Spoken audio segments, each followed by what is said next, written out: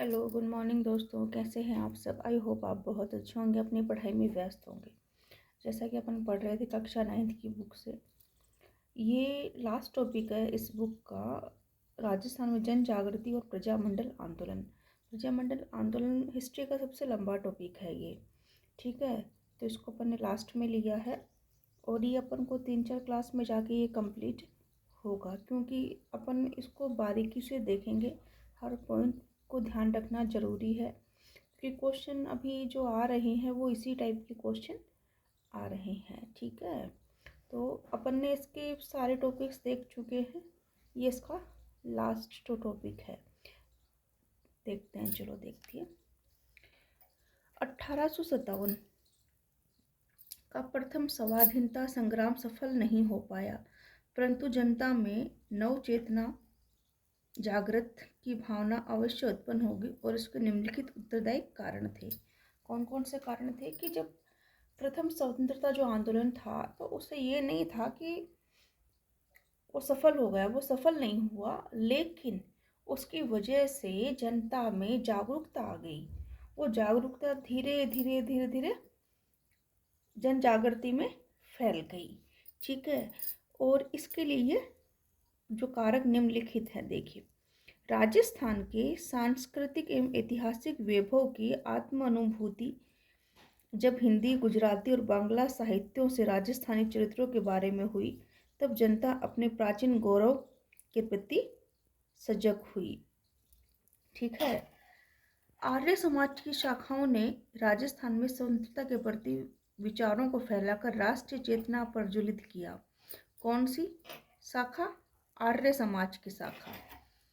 फिर राजनीतिक जागृति की भावनाओं को विकसित करने में स्वामी दयानंद सरस्वती, स्वामी विवेकानंद का महत्वपूर्ण योगदान था। क्यों? क्योंकि आर्य जी से संबंधित थे, सरस्वती जी किससे संबंधित थे? आर्य समाज से थे। फिर तीसरा, साहित्य और पत्रकारिता भी राष्ट्रीय भावनाओं को जगाया। बंकिम चटर्जी का वंदे मातरम से राजस्थान में गूंज उठा। राजस्थान समाचार, देश हितैषी, परोपकार कारक आदि समाचार पत्रों ने राष्ट्रीय भावनाओं की जागृति में महत्वपूर्ण सहयोग दिया। उदयपुर में सज्जन कीर्ति सुधाकर और अजमेर में एक अंग्रेजी साप्ताहिक राजस्थान टाइम्स सन 1885 में प्रकाशित हुआ। अखबारों के माध्यम से लोगों में राष्ट्रीय और राजनीतिक चेतना का उदय हुआ। छप्पनिया के भीषण अकाल के समय अंग्रेजों की ओर से उपेक्षा बढ़ती हुई, जिसके कारण अंग्रेजों के प्रति विरोध का वातावरण बना। ये भी एक कारक है। ठीक है, जन जागृति का ये भी एक कारक।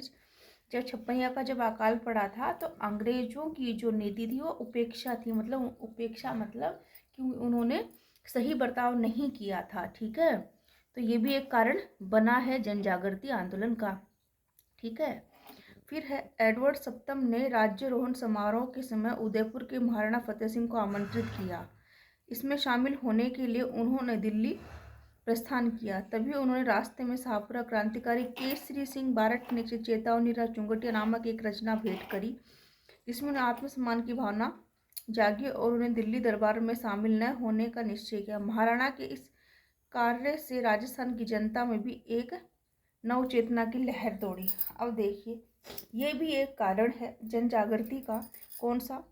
कि जब एडवर्ड सप्तम का स्वागत चल रहा था, समारोह चल रहा था, तो उदयपुर के महाराणा को फतेह सिंह को बुलाया गया था। वो वहाँ जा रहे थे, तो बीच में ही उनको केसरी सिंह बारट के द्वारा लिखा गया भेंट उनको चेतावनी चुंगटिया नामक एक रचना मिली, जिसकी वजह से वो उसको पढ़ के और वो वहाँ नहीं गए। ये भी एक कारण है राजस्थान में नव चेतना का। फिर अंग्रेजों की आर्थिक नीतियों के कारण राजस्थान आर्थिक व जीवन अस्त व्यस्त हो गया था। बेरोजगारी की स्थिति उत्पन्न हो गई थी, असंतोष का वातावरण उत्पन्न हो गया था।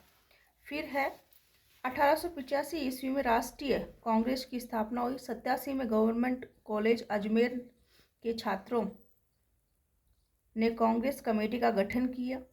आगे चलकर जनता ने राष्ट्रीय भावना उत्पन्न हुई, जो निरंतर बदलती हुई बलवती होती गई। 1888 में कांग्रेस के इलाहाबाद अधिवेशन में अजमेर के 88 में जो हुआ था, गोपीनाथ माथुर, किशनलाल और हरविलास शारदा राजस्थान के प्रतिनिधि बनकर गए थे। 1918 में दिल्ली में आयोजित कांग्रेस अधिवेशन में राजस्थान के कई व्यक्तियों ने भाग लिया था, जिसके परिणाम स्वरूप इनका संपर्क ब्रिटिश भारत और राज्य के नेताओं से हुआ। अधिवेशन के बाद में गणेश शंकर विद्यार्थी, विजय सिंह पथिक, जमनालाल बजाज, चांदकर्ण शारदा, गिरधर शर्मा, स्वामी नर सिंह देव सरस्वती आदि के प्रयत्नों से राजपूताना मध्य भारत नामक एक राजनीतिक संस्था की स्थापना दिल्ली के चांदनी चौक में स्थित मारवाड़ी पुस्तकालय में हुई। अब देखिए कब हुई, 1918 में। 1918 में किसकी स्थापना हुई? राजपूताना मध्य भारत नामक एक सभा की स्थापना हुई थी। कब हुई? 1918 में हुई। ठीक है, और कहाँ हुई? ये दिल्ली के चांदनी चौक में हुई। वहाँ मारवाड़ी कोई लाइब्रेरी थी, उसके अंदर इसकी स्थापना हुई। किस किस ने हुई इसमें? गणेश शंकर विद्यार्थी, विजय सिंह पथिक, जमनालाल बजाज, चांदकर्ण शारदा, गिरधर शर्मा, नर सिंह देव सरस्वती के प्रयत्नों से हुई। ये जो व्यक्ति हैं इनके प्रयत्नों से इसकी स्थापना हुई। ठीक है, बाद में कांग्रेस के नागपुर अधिवेशन में के समय भी कांग्रेस के सहयोगी संस्था मान ली गई, और एक सहयोगी संस्था मान ली गई। जैसे गणेश शंकर विद्यार्थी की ये जैसे फोटो दिया हुआ है, देख लो।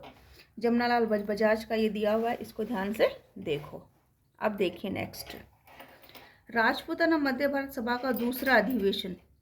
पहला काम हुआ दिल्ली में, दूसरा अधिवेशन कांग्रेस अधिवेशन के साथ ही दिसंबर 1919 को अमृतसर में संपन्न हुआ। ठीक है, मार्च 1920 को इसका तीसरा अधिवेशन जमनालाल बजाज की अध्यक्षता में। जमनालाल बजाज की अध्यक्षता कब करी? तीसरे अधिवेशन में करी, अजमेर में आयोजित हुआ। कब हुआ?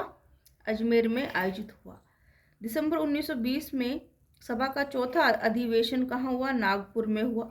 भारतीय राष्ट्रीय कांग्रेस के अधिवेशन भी इसी समय नागपुर में हो रहा था। सभा में अध्यक्ष नर सिंह चिंतामणि केलकर निर्वाचित हुए, किंतु कुछ कारणों से वे नागपुर नहीं पहुंच पाए, अतः जयपुर के गणेश नारायण सोमानी को सर्वसम्मति से सभापति चुना गया।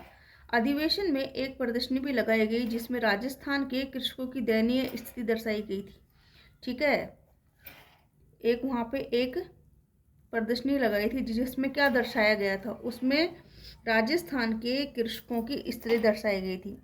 राजस्थानी जनता का आह्वान जब कांग्रेसी नेताओं तक पहुंचा, तो राजस्थान के नेताओं के दबाव के कारण कांग्रेस में एक प्रस्ताव पारित किया, जिसमें राजस्थान के राजाओं ने यह आग्रह किया कि वे अपनी प्रजा का शासन में भागीदारी बनाएं। ठीक है, जैसे ये हुआ, तो राजपूताना मध्य भारत सभा का गठन हुआ। ठीक है, किस किस का इसमें योगदान रहा? ये जमनालाल बजाज, चांदकर्ण शारदा, इन सब का इसमें विजय सिंह पथिक का योगदान रहा। पहली बार जब वो हुआ तो ये मारवाड़ी पुस्तकालय चांदनी चौक दिल्ली में हुआ।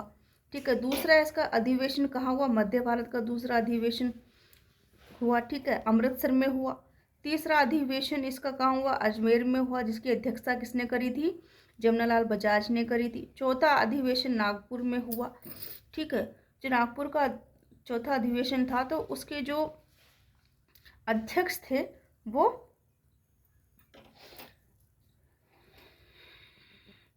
अध्यक्ष नरसिंह चिंतामणि को निर्वाचित किया था, लेकिन ये वहाँ नहीं पहुँचे, तो फिर किसने किया? गणेश नारायण सोमानी ने सभापति सर्वसम्मति से, यानी सबकी सहमति से उसको चुना गया, और गणेश नारायण सोमानी ने इसका अधिवेशन किया।